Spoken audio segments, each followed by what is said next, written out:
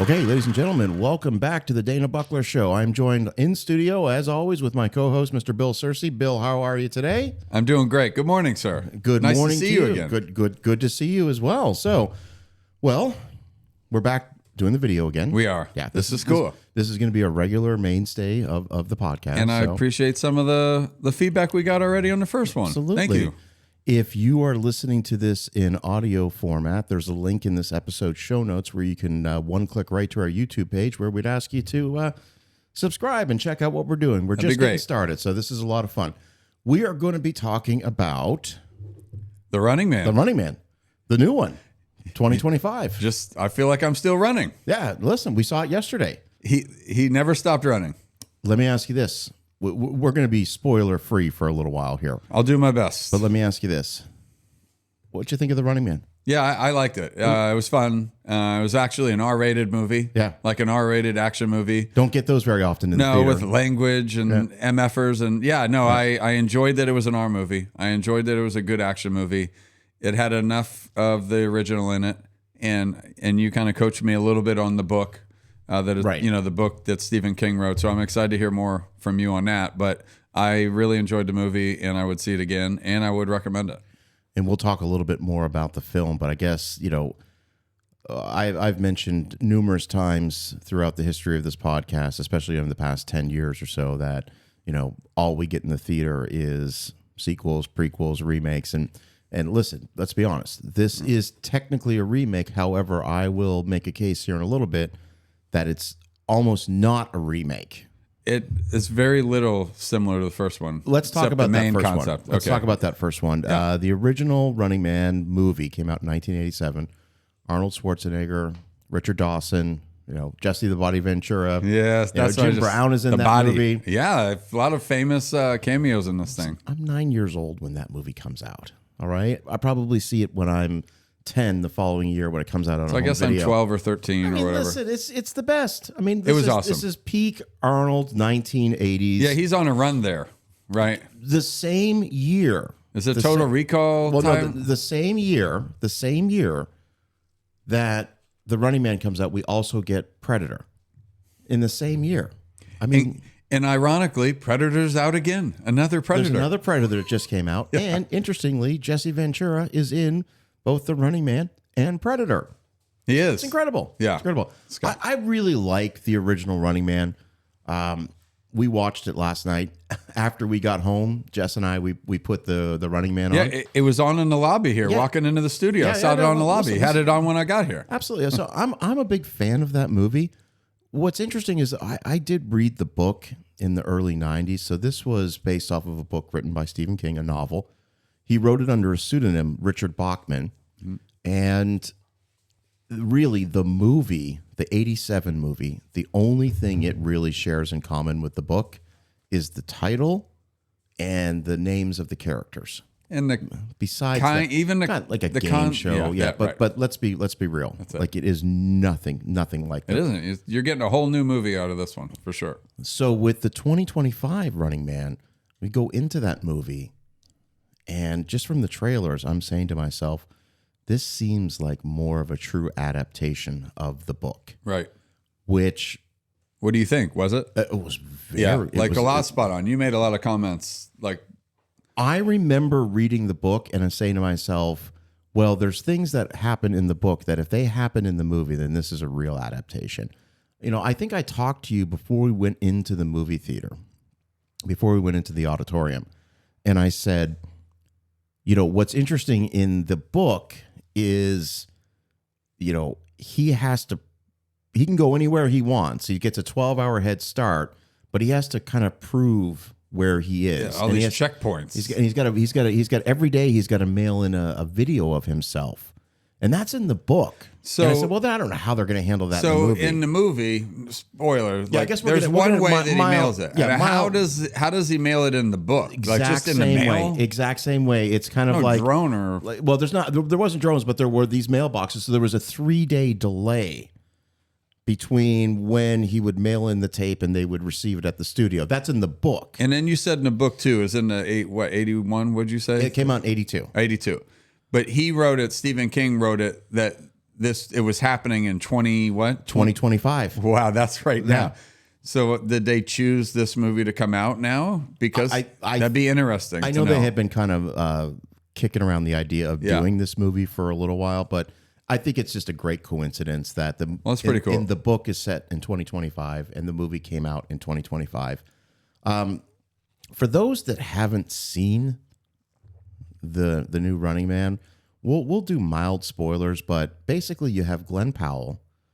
He plays a character named Ben Richards, and it's a world in which, you know, there's the haves and have-nots, and there's no middle class. You're either an elite or you're living in something known as Co-op City.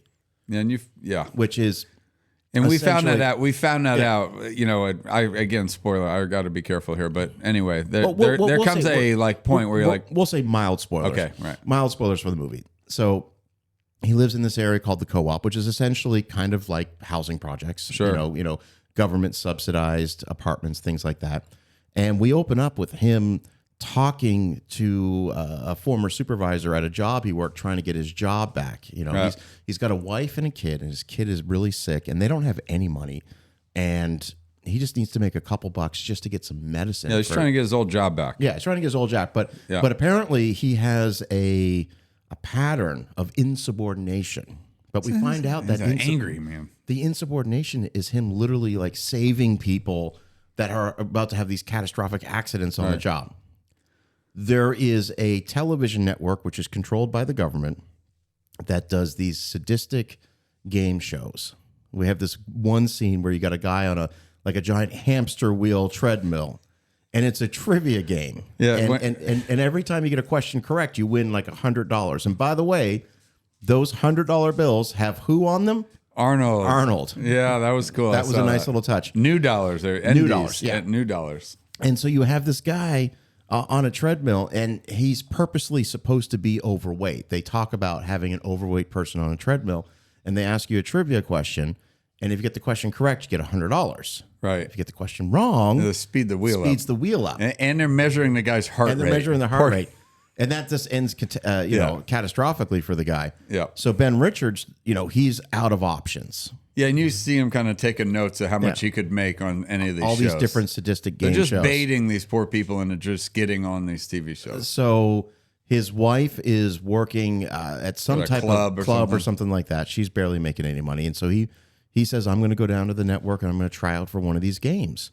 And she's like, just don't do the Running Man. Because the Running Man's like the most famous one. But it's the most dangerous. It's the one where no one survives. Right. No one's ever survived. All right, let's talk about the difference between the Running Man in the game show in the '87 film and in the new movie. Yeah, because the old one, it was all in-house, and it was kind of like American Gladiators type. Exactly. It felt, to me, it was like American Gladiators. You have a 400-acre quadrant. Right. That you have 3 hours to survive. They have stalkers coming after you. Tunnels. Was it? I don't remember. Was there a city in there? Well, they reference it to it. Well, there was a catastrophic earthquake that had decimated part of the city, and that is now the grounds where they do the Running Man. Got it. And Arnold, has to survive against stalkers. Sub-Zero. Fireball, Dynamo, Buzzsaw. That's Captain where the Freedom. American Gladiator thing hits for me, because they all had nicknames. In the 80s, American Gladiators was a huge show too. Incredibly popular. Huge show. I watched a lot of it. And I there's a little connection to this, right? Like but it's still loose. It's still a loose connection because they're not like in this park. And it's day by day, right? It's not just like this time period. So in the book and in this new 2025 movie, if you get selected for the Running Man, when you go through this incredibly vigorous series of tests, right? Physical, mental aptitude, all of this stuff. And if you get selected, you're given a 12-hour head start, and you have to survive for 30 days. And you can go anywhere, but you just have to mail them proof that you're still alive. How did Arnold get selected in the first one? How did that? I don't remember that. I actually didn't rewatch the old one. Okay, so in we'll call it the OG Running Man. The OG Running Man. The Running Man game show is the most popular television show in history. And what they do is they take criminals, and they put him in this game. And if they win, they get a pardon and they get their life back and all that stuff. So the idea is that these are detestable human beings that you put in there. Now, Arnold, at the beginning of the OG Running Man, he is working for the government. He's flying a helicopter, and they're flying a chopper. They're flying a chopper. They go over Bakersfield, California, and there's a food riot in progress. Approximately 1,500 civilians, no weapons present. And he gets orders through his radio. Richards, proceed, eliminate anything that moves. He says, the hell with you. I won't fire on innocent people, the whole nine. So he gets framed, and then he gets thrown in prison. And they call him the Butcher of Bakersfield because whoever else was in the helicopter followed those orders and just murdered everyone. All right, I remember about now. So he escapes prison, gets caught. Richard Dawson plays Damon Killian, who's sort of like the show host. Is he the show host? He's the game show host in the movie. Did he kiss everyone like on the cheek? Well, there's a fun little reference in the OG Running Man where Family Feud connection where he's talking to a lady in the crowd who's like the number one fan. She's a little old lady. He's all right, want to kiss, but no tongues. No, that is funny. But the problem with the OG Running Man is not the problem with the movie, but the issue that Damon's having is that ratings have they've plateaued. It's still the most popular show ever, but people are starting to lose interest, so they have to get somebody really serious in there. So Damon works out this deal to get Arnold, who's been captured, to put him on the Running Man because they've never had somebody like him. And then he's equal or better than all the What were they called then? Stalkers. They were called stalkers. So he's equal or better than those stalkers. And in the movie, he gets offered an opportunity to become a stalker. He's that good. He's killed multiple stalkers. So very kind of whatever. So that's that movie. And obviously Arnold prevails and, all as well. My other take I want to say before we move on is that Total Recall and The Running Man maybe are a couple of years apart. They're not very far They're apart. 3 years apart. Right. But as a younger kid, my dad, we would go see all these movies. I always connected them together, at least for a while. 3 of the movies I connect together. Because it's kind of like sci-fi action. I connect together The Running Man, Total Recall, and RoboCop. I feel like they're all in They are because they use kind of propaganda, military, government, action, sci-fi. I agree. Totally agree. Absolutely. Great. So all 3 great movies. Now, interestingly, RoboCop and Total Recall directed by Paul Verhoeven, same director. But same feel. Same feel. Cool. So, but in the 2025 Running Man, you volunteer to do this. You volunteer to participate in the game, and you have 30 days to survive. And you can go anywhere you want, but you just have to prove that you're still alive. Right. So this is why you can't just like hold up in someone's apartment for 30 days and be well hidden. You have to. You can go anywhere you want, but you have to mail proof that you're alive. Now, without getting into spoilers. Yeah, I know. That's right. I don't know where I can go here. Ben Richards, Glen Powell in this movie, he gets selected to the Running Man. And by the way, first prize, $1 billion. $1 billion with a B. And you also get $1,000 for every day that you survive. You also get $1,000 if any of the hunters, not stalkers, they're called hunters, who are like a professional assassin team that are sent out to look for you. If you kill one of them, you get a bonus $1,000. And they kept running that total. And that money, for him, that money gets automatically deposited to his wife. Like he said, I want all this money to go to my wife. Well, you would expect. I don't know if, that was happening or not, but. So the other thing is regular civilians, if you spot Ben Richards out there, you can report him and you can win money. Right. Because they're all watching. Everyone's watching. Everybody's watching. Everyone's watching. They're all chasing him. Well, not everyone, but a lot of people are chasing him. The movie definitely dives into, propaganda, government manipulation, because there felt that you without getting into spoilers, you get into scenes where, he'll send in a video, basically, blasting the network. How dare you do this and blah, blah, blah. And then they completely change it. And you ask yourself, well, how could you do that? Well, we live in a world where AI can simply do that. No problem. Easy. So it was all very, very believable. Yes. So I just want to say, because, you said you liked it. Yeah, I did. I liked it a lot. I would watch it again. I love the movie. Oh, good. Yeah, cool. You did. I liked it because it was, my God, such a faithful adaptation of the book. And I looked it up. Stephen King, not a fan of the OG Running Man. That's my next question. not a fan of the OG Running Man. Said he loved this new one. He said it was fantastic. Cool. Okay. Because it's so correct. It's so spot on. In the credits, I saw his name twice. The first one, because they obviously put his name in there because he wrote the book. But I saw his name and I don't know what it said above it. And then it said, based on a story by Stephen King. Yeah. But I saw his name twice in the beginning. I don't know. Yeah. But that's good to hear. Yeah. Especially the guy that actually wrote the story. Yeah. And he didn't have anything to do with the project, I guess. No, not at that point. Cool. No. So that's good. But, and so we have to also talk about the movie was directed by Edgar Wright. Now, Edgar Wright, for me, is somebody that I have been paying attention to since 2004.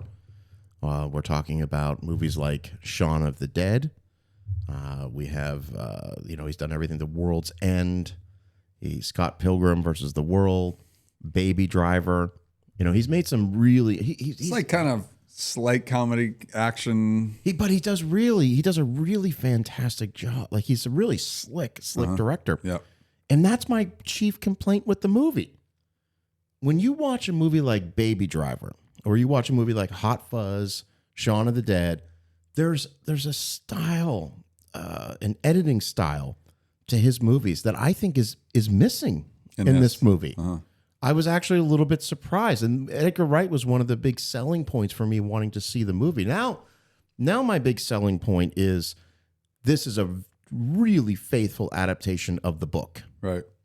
But it's very conventional in its directing style. Mm-hmm. Very conventional, more so than I think I was surprised by that. That's not to say it's a bad movie, but I think I was expecting it to be a little bit more frenetic, a little bit more chaotic in a good way. Right. And it was lacking that. Sure. No, it was. I can see that. I could see that. So, but we should also, I want to get into some spoiler conversations real quick. Okay. Cool. So if you haven't seen the movie, it's out in theaters now. If you don't care, then we're going to get into some spoilers. I don't think it would ruin the movie. No, but it's, it needs some people maybe don't want to hear stuff, but I don't think if we say anything, I think you could still watch this. Yeah, absolutely. And enjoy it. So I want to talk about the way the book ends versus the way the movie ends. Right. And again, massive spoilers for the Just running go man. right to the end, Dana. Go right to the bow. Right to the end, because this is the part that had me stressed out watching the movie. Yeah. Because I know how the book ends, and it would be very sensitive even today. And I'll just explain. Well, when it was happening, I was thinking it. It was in my head, but I didn't want to read the book or listen to the book. But what you're going to say, I was thinking it.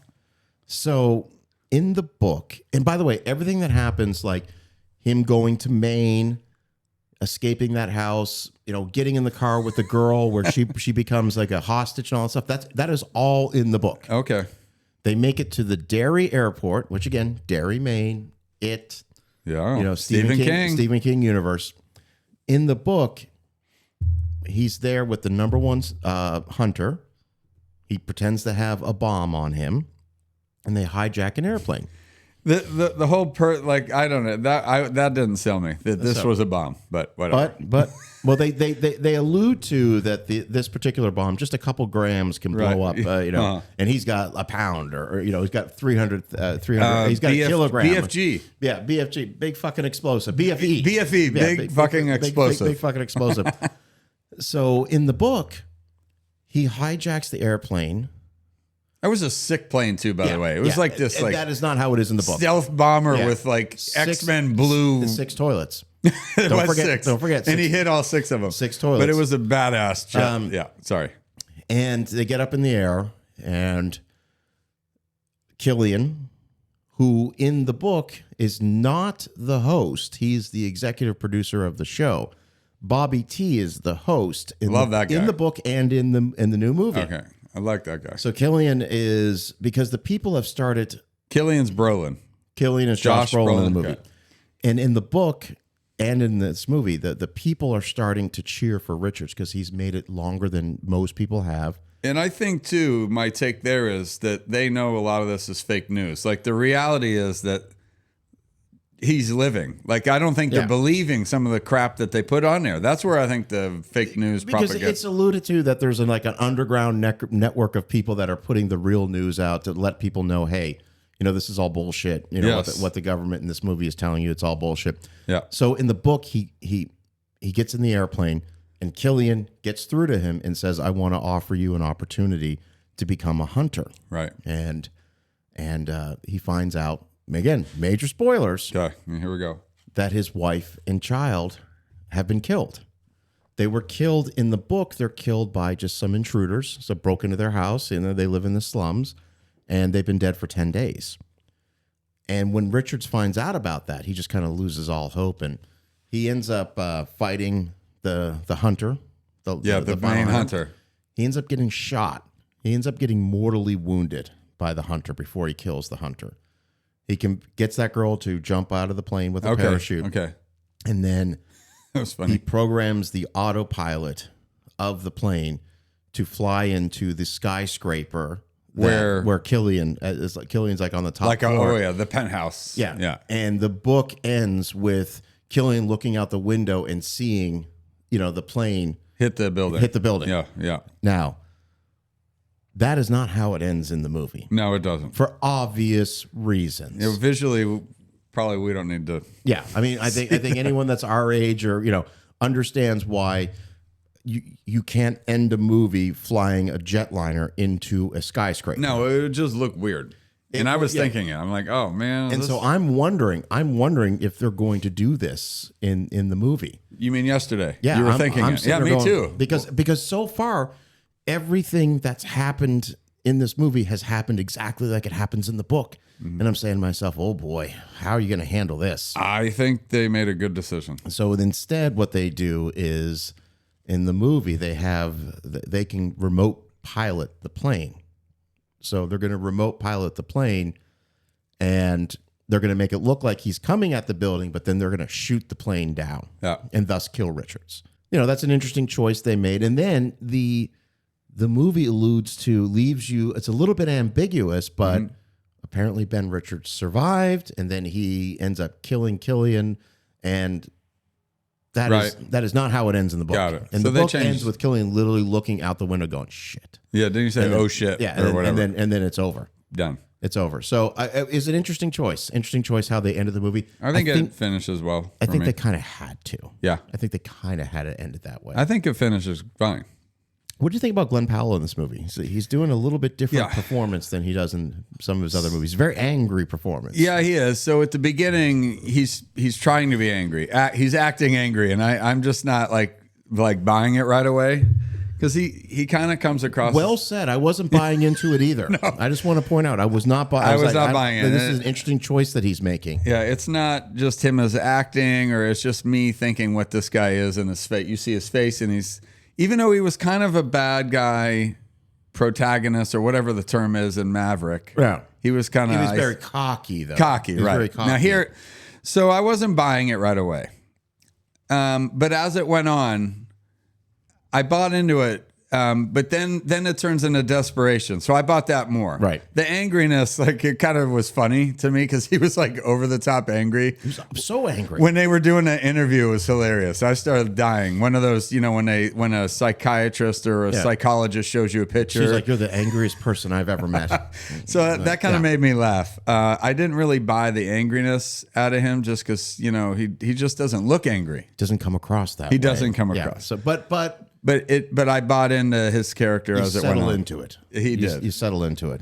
He did. So, and they had to put him in a towel, of course. Yeah. I'm sure we'll get into that later. Absolutely. But I think he did a good job. All right. Perfect. Yeah. So overall, this was a good recommendation. It was fun watch. I like kind of action on the run movies. That's exactly what this is. And it ties in an old book. It ties in an old movie. There's a lot going on. I enjoyed it. We're recording this on the Monday after it came out. And the box office for this movie, as of this recording, only $18 million in the U.S. It's just the movie. It's just a hard... It's the industry. It's a hard business to be in right now. And... Because I like it. But you have to ask yourself, and this goes back to the I have this question, who's the audience for this movie, our age and up. Yes. Okay.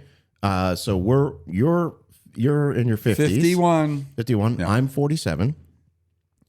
Most of the people in our age group and older, they don't go to the movies anymore. Well, that's the problem. I think it deserves a higher number. Just people don't go to the movie. So, but the younger generation has no reference to what the Running Man is. Case in point, I was at the job the other day talking to some of the 20-year-olds. I Right. said, "What do you think of the Running Man?"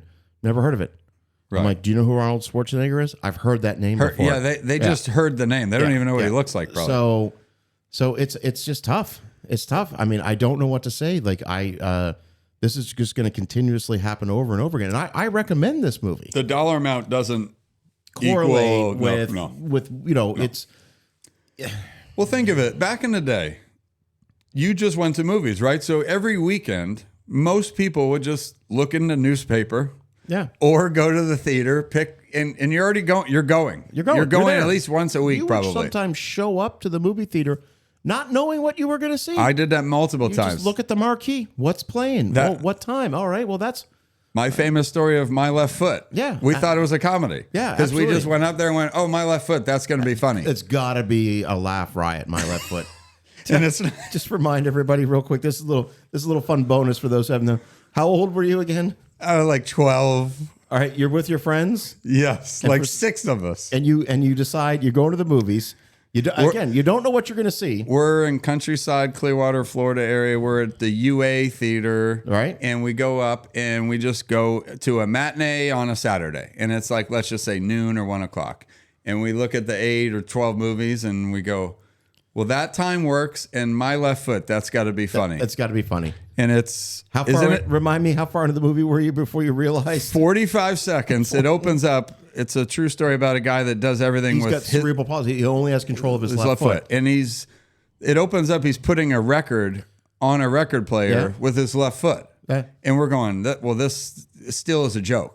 Like it's still like, Right. And then we finally realize that no, the whole movie is just going to be doing stuff with his left foot. And it's an extraordinary film. Yeah, I think it won awards. It's only one Academy Award. Isn't it Daniel Day-Lewis? Right. It's an extraordinary movie, but I think that speaks to back in the day. We would just go. There's no internet. There's nothing. We just don't know. We just saw the thing. We ended up seeing Joe versus the Volcano that day. Yeah. Which still was over our heads even at the time. But anyway, that just shows you how much we've come to now. Yeah, we have all the information in the world now. We know exactly what the film is. But let's be honest. When we saw the movie, there was 3 of us in our group. There was 2 people there, 1 person there, and this was like an IMAX style theater. Yeah, XL giant. But it was a really early morning time because we needed to squeeze it in. 11 a.m. Yeah, but on still, a Sunday. It's still though. It's still not that many people. Where you think at least back in the day it'd be half full on a Sunday morning. Yeah. And then maybe the afternoon it'd be packed, and it's just not packed.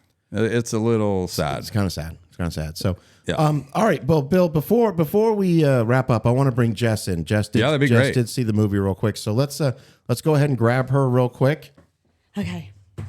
Hi. Hey, Jess. Welcome to the Dana Buckler Show. How are you? I am real good. Excellent. Perfect. So, Bill and I were just talking about The Running Man. You did go to the theater with us, and you did see it. So, the third wheel. So, Jess, what's your relationship with the OG Running Man? Well, I am from that generation. I'm 51. I'm not your typical average female. I love the Rambo movies, the Arnold Schwarzenegger movies, anything that's kickboxing and violent and all that kind of stuff. That's my jam. I love it. Every day over the summer, that's what I would put on. VCRs, put in that VHS tape, and I would play The Running Man over and over and over again. So when I heard that they're going to make a new one, which I hate remakes, I hate them. But I thought, because there's hardly any movies that come out anymore that have that, Yeah. I keep waiting for another Viking movie to come out or one of those kickboxing, those soccer movies. I keep waiting for that. And then when I heard one of my favorite movies as a child was coming back out, I thought to myself, well, who the hell are they going to get to be as good as Arnold Schwarzenegger? Who? I remember you and you brought it up to me and you told me that the new Running Man's coming out. And I asked you that question. Who are they going to get to play? Like Glen Powell. Well, so we started talking about it and I really couldn't come up with a whole lot of people. But when I heard Glen Powell, it's like, okay, Glen Powell. I love the guy. Interesting choice. Yeah. Yeah. And then, so I was wondering, I wonder how Glen Powell feels about following Arnold Schwarzenegger's lead, Right. So so I looked it up and stuff. And when Glen Powell, I guess they went back to the Expendables or something, where Expendables? Expendables, and Yeah. I think that Glen Powell had a role in the Expendables. Yeah. And but when he found out that he was going to play this, it was so surreal for him. And he had a conversation with Arnold Schwarzenegger, and Arnold Schwarzenegger told him, stick to the romantic comedies. Don't do any of the action movies. They're painful. They're bloody. That it'll take a toll on your body. Don't do it. He advised. That's interesting. Yeah. Wow. Okay. So Glen Powell said everything that Arnold gave him the advice for, everything, he took it all except for that. He didn't stick with the romantic comedies. And when Arnold watched the movie for the first time, he said, "This is fantastic." Yeah. But the first thing he said before that was, he looked at Glen Powell and he said, "You're hurting right now, aren't you?" Because you never think about that. You don't know, but it's a really physical. I mean, it has to be. Yeah. Well said. So, what did you think of this movie? Now that Yeah. we've established that you're obviously a huge fan of the original. So, what did you think of this film? So I already had my guard up a bit because I was expecting it to not be good. Right. So we sit there, we're starting to watch it, and it started out being something that I didn't buy into right away. I forgot that it was taking place in the future. I forgot about that. So you see outside, it looks like the whole place, the city's a nuclear war zone. Everyone's hungry. They're burning fire in barrels to keep warm. And then you've got Glen Powell and you've got Sheila Richards, which played by Jamie Lawson, his wife. And they have a sick baby. And the first thing you think of is, why don't you just go up to the store and get some medicine for the baby? Or why can't you just go to the doctor? So then you had to remember that you had to see as the movie went on that they don't have the opportunity to do that. And then I saw that Ben Richards was wearing a Carhartt jacket and a sweatshirt hoodie, and he looked like he was from modern day. And then his wife, she was wearing this outfit, this dress looked like she just went up to Nordstrom Rack and grabbed it, and it was prim and proper, and it was just beautiful and sexy. And she was supposed to be there making some side money because, Ben Richards was out of a job. And I thought, where is she going? If you look outside, everything's on fire. People are robbing each other. Where is she going dressed like that? So I didn't buy into it. And then it hit me. I remember looking over at you going, this sucks. Yeah. And you said, really? You're surprised and shocked. Well, then as I watched, I went, oh, you stupid. It takes place in the future. Then I got to thinking, okay, but I didn't like the wardrobe choices. Right. They could have done better. I think they could have made that a little more believable. As far as the movie goes, okay, I had to think, okay, so you had Richard Dawson. He was the asshole game show host. And this one, you've got Josh Brolin wasn't the game show host, but you've got Bobby T. Johnson, played by Colman Domingo. That's Have right. you ever heard of him? Oh, yeah. Yeah, I absolutely. don't recall him. I looked him up. Yeah, no, he's good. He was good, amazing in this movie. He brought a lot of I laughed a lot. I thought he's really having fun with his character and his role, which I thought was great. Well, Richard Dawson, we came from Family Feud, and I thought Bill was asking, he was called the Kissing Cousins. So they called Richard Dawson the Kissing Cousins, it's because Richard Dawson would kiss everyone, and even his cousin, my grandpa used to say, he'd kiss everyone, even his cousin. So they called him the Kissing Cousin. But Richard Dawson, he played that character really, really well. Yeah. But then they bring in Josh Brolin and they bring in Colman Domingo, and they kind of like merge them together to kind of make it like there's two game show hosts. I thought that was pretty slick. But in the book, this is again, and I was like I was saying with Bill, in the book, in the novel that this is all based off, Bobby T and Killian are two separate characters, and in the '87 Running Man, Damon Killian is kind of an amalgamation of both of those. He's also the producer and the host. Well, the problem is I didn't read the book. Right. Okay, No. so I needed to read the book. Your reference point was the '87 movie. Yes. I didn't realize until I saw they're making a new Running Man that it was written by Stephen King, which makes a lot of sense. I loved how they tied in Stephen King with this whole thing, like the Dairy Maine, and doesn't Stephen King always tie something about his personal life into? Absolutely. Yeah. Yep. Stephen King's a genius. Yep. Perfect. And I understand now that Stephen King was very happy with this new one, and he hated the old one. He was not a fan of the original. He called this new one fantastic. Yeah. Yeah. And Perfect. and really, what was really, really interesting about it is once you told me about the book, and then how Stephen King, it was crazy how he was able to write this back in, what was it, 87? 82. 82, and all the events that took place and happened in there, and they tied into today. It feels very relevant. Very relevant. Do you think that he went and rewrote any of the? No. So he was just dead on. Because I've read the book a couple times, and the movie is a complete faithful adaptation of the book. You don't have to change anything. That's literally how it was written in 1982, 43 years ago. Well, going back to the original Running Man, Yeah. one of the things that scared me the most were the stalkers. Yes. And you've got Dynamo, Sub-Zero, you've got Fireball, you got Buzzsaw. And don't forget Captain Freedom. Oh gosh, Jesse Ventura. Okay, so then Captain Freedom, and then they kind of brought in the Lee Pace. He played Evan McCone. He was the And they're called the hunter. hunters. Yeah, he was the hunter. They only had one. No, he was the lead hunter. Yeah, but what were the other ones? The hunters were a group that they worked for the network. I preferred the first Running Man, the stalkers. They were scary. They scared me at night. They kept me awake at night. They all had their own gimmick. They made me laugh Yeah, because absolutely. it thought, Sub-Zero trying to, do we say the R word? Maria Conchita Alonso, that guy was so fat, he couldn't screw anything. That was Dynamo that was Dynamo. trying to, yeah. He was the opera singer. Yep. Well, and I preferred it that way. However, Lee Pace playing Evan McCone, he was scary. He was. I loved how they did that. We've already gotten into spoilers. Turns out he was a contestant on The Running Man, and he made it 29 Brilliant. days. Brilliant. That Longer did than get anyone me. else. Normally, I figure things out. I didn't figure that out. I didn't either. And and I saw the comparison. So there's a comparison between Kathy O'Brien, who played, and then Amelia Williams. Those are the two females. The female Running Man contestant to Maria Conchita Alonso, and then Amelia. So they kind of used both of them to kind of relate to Maria Conchita to bring that in. Yep. And then of course Lee Pace and Jesse Ventura.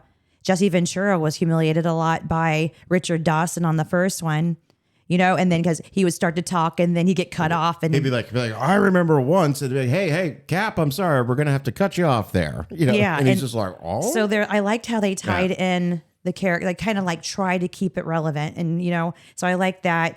But what did you think of Elton, Parakis? He was the Michael Cera when they went to Derry. And it was the mother had the crazy mom. Yeah, I thought that was all brilliant. I know. Yeah. I liked his character. And he was, in the movie, his father was a police officer who refused to do something serious and then got, ended up getting killed. Yeah. And it is, so he had his motivations. So. Okay. But other than that, I loved it. I love the movie. I thought it was great, but there's one thing I want you to tell everyone. To bring up the Mick Fleetwood thing. I think it's still incredible. Oh, okay. So I brought to your attention when we were watching the OG Running Man last night, I said, Mick Fleetwood is in this movie. And do you know who he plays in the movie? Go ahead, because I didn't. He plays himself in the movie. Yeah. So he plays Mick Fleetwood. The movie comes out in 87, 30 years later. And if you don't pay attention, you'll miss it. That when he's talking to Ben Richards, and he goes, "You're the cop that put all my friends away. You're the cop that burned my music." So he's literally Mick Fleetwood from Fleetwood Mac playing himself set in the future in this dystopian world where all music, books, and all this stuff are completely censored. It's brilliant. Perhaps he should go his own way. That's pretty good. Thank you for having me on this show. Yeah, I loved it. I love the movie. Yeah. I recommend it. I want to tell everyone to go out there to go watch it. Outstanding. I would absolutely go again. Yes. And love it. I'm excited. I'm excited. There's finally something out there. Jess, perfect. Thank you. Now, your podcast is called Cut and Loose Chronicles. It's available wherever podcasts can be found. Yep. So there's going to be a link in this video and this podcast Thank you, episode so people can check it out. And Awesome. follow my YouTube. Absolutely. Yep. All right, Jess, thank you so much. All right, so Bill, that was pretty good.